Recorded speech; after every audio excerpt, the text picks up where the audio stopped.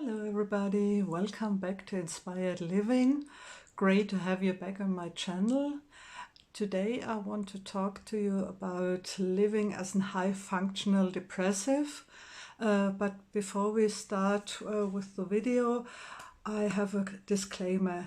If you are actually suffering on a depressive episode, if you are unsure about the diagnosis, or if you are easily triggered, I ask you not to watch this video.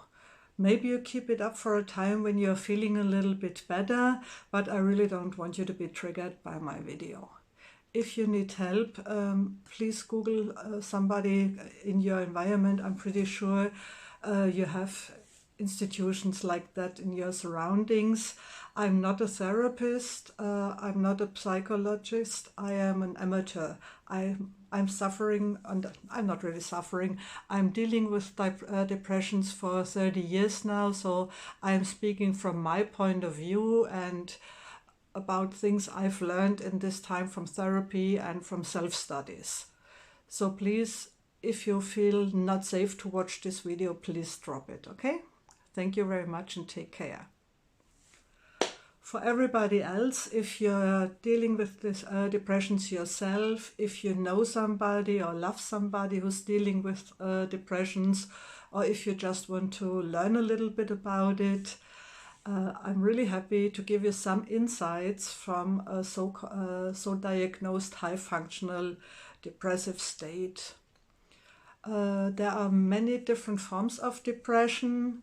The actual depression has 3 grades, from minor to intense. You can usually depressions come in episodes, so most depressions are not depressive all the times.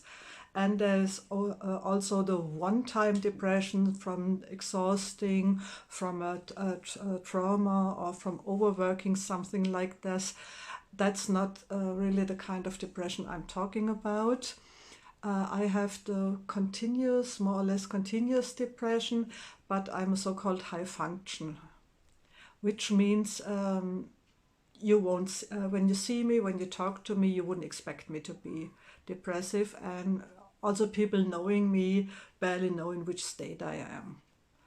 And so I'm really used, as a lot of other depressives too, to comments like, "What, you are depressive? You are the last person I would have expected to hear that. How can you be depressed? You're always funny, you're always so high energetic, you're doing your job, you're having your shit together, you're really always groomed, you look nice, you're always awake, you cannot be depressive. Maybe you need a little bit sleep or whatsoever, need a break, but you cannot be depressive, no way." Yes, I can. As I said, I got my diagnosis in the early 90s, which means I'm dealing with it for almost 25 to 30 years right now. And up to a little bit over 10 years ago, even my daughters didn't know about it. Because as what you have to know is that depressives are really Academy Award worthy actors.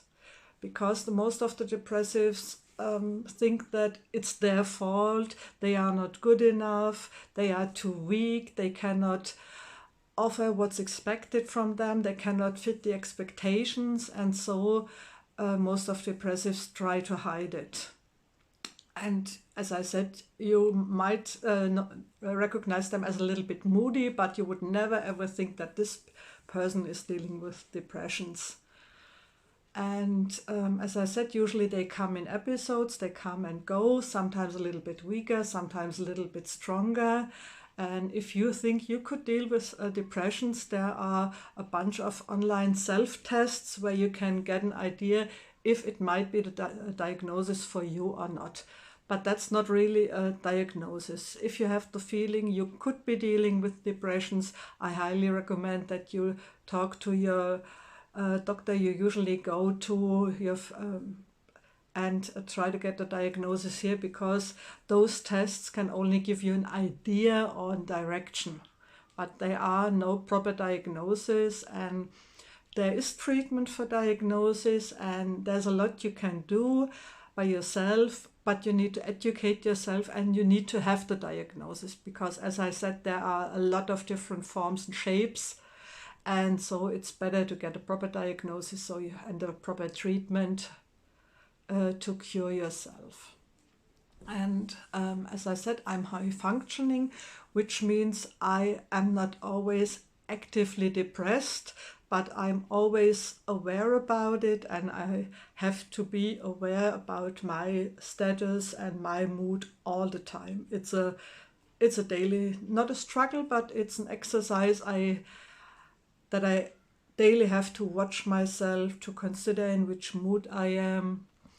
I'm really easily attached to sad movies, aggressive movies. I get easily affected by the mood of people I'm talking to. I sometimes have a hard time dealing with stress from work, so I always have to be careful, because it's always a walk on the edge for me. I'm really easily to slide into the next episode, even if I'm doing good at this time, or if I'm feeling really fine and didn't have any issues for sometimes weeks and months.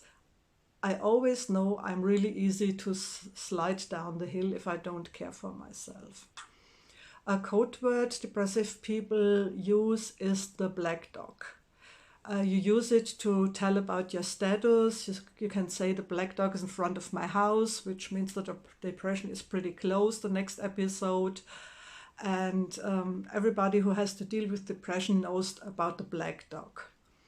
My black dog is not always in the house. It's not even always in front of the house. I sometimes see it on the other end of the street, or I see it walking over the fields miles away, but I know it's always around me. And so I really have to be careful what I do, because sometimes everybody has bad, worse days or bad days. Everybody sometimes wants just to cuddle, snuggle on the sofa under a blanket, eating chocolate and watching 3 sad movies on a time, or things like this. And that's a luxury I cannot afford, because I know when I go this way, it gets its own speed, it gets faster, very fast. And so I have an entire playlist of music, a playlist of videos, and a list of actions I can do to keep my mood up. I have a phone list of people I can talk to who lift me up. I also have some people, they are separate from the people I usually would talk to, that know exactly what's going on when I send the code word black dog is in front of the house, and so they keep in touch with me. And sometimes it's even enough when somebody just sends me a line on WhatsApp like, are you doing okay? Do you need to talk? Or is it just that you want to send out the signal? And this is something that's really, really helpful for me. And as I say, I'm really good most of the time, but it is like I'm a little bit shy to take this as an example, but in the end it works best. It's like when you're an alcoholic, you can be a dry alcoholic for 20 years, but you always know, even after 20 years, 1 glass might be 1 glass too much. And that's the same with my depressions. Even when I'm feeling safe and when I'm feeling good, I cannot allow myself to let loose when I have a day where I'm really feeling bad or upset. Because sometimes you have days where this mood would be appropriate, but then I give myself a time limit. When I'm really upset or sad or angry or whatsoever, I give myself 10 to 15 minutes. And yes, I really set a timer where I really let this feeling pour out. I'm crying, I'm running around, I'm yelling, whatever I need to express my feeling. But after this 15 minutes, I go actively in a phase of lifting myself up. And I really have to do positive affirmations every day. I need at least 5 days a week a meditation or something like this. To be in a good state, I have to work to stay in this good state. And it works for me because actually most of the time I don't even think about it because it's got a kind of automatism that I just don't go in this direction. I don't watch news barely anymore. I sometimes look at Google or whatsoever for really actual headlines, or when I'm in the picking groceries or so, I read some headlines, but I really don't go to it into deep. I don't watch some of my favorite movies anymore because they are just too dark for me. I sorted out a lot of books I loved to read because I know they bring me in this mood and things like that. I loved to wear black for a very long time. I still like to wear it, but I always take care that I have brighter jewelry like this, or that my makeup is a little bit more vibrant, or that I'm wearing some colorful accents. So I'm really working on not allowing me to go into this mood again, because the further in you go, the harder it's to get out again. I don't take any medication. I took medication when I was at a really, really, really low point. And of course, I had this.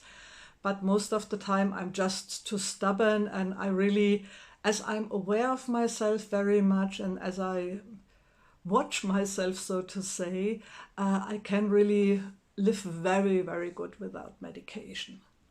And it's not as exhausting as it might sound. It's really, I can deal with it. It's like a diet, it's a mental diet. I'm diabetic too, so I really know I have to pay for it when I eat too much sweets. So I just don't do it. And with the depression, it's pretty much the same.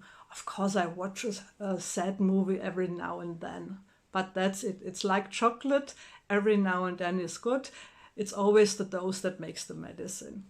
And so you can live with depressions very good if you take the right precautions.